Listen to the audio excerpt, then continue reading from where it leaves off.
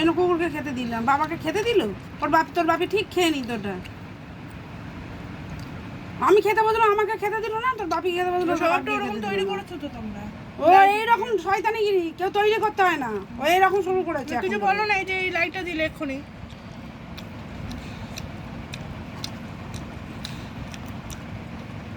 না পড়াশোনা ভালো না করে পড়তে বসেছে সকাল থেকে, আর এক যে যাবে বিয়ে বাড়ি বলতে বুঝছে যে এক সপ্তাহ আমার পড়তে হবে না, পারবো না।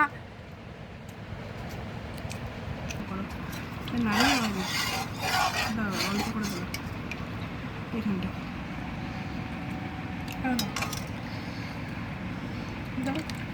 ব্যাস।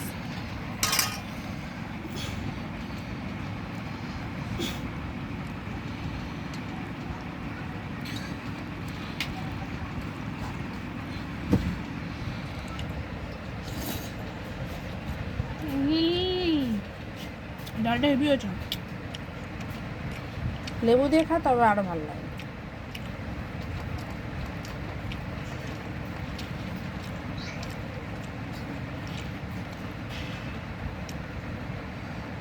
আর তোর দিদা করতো, এখন তো দিদা এরকম ডাল করেই না, করতে বললেও পারবে না।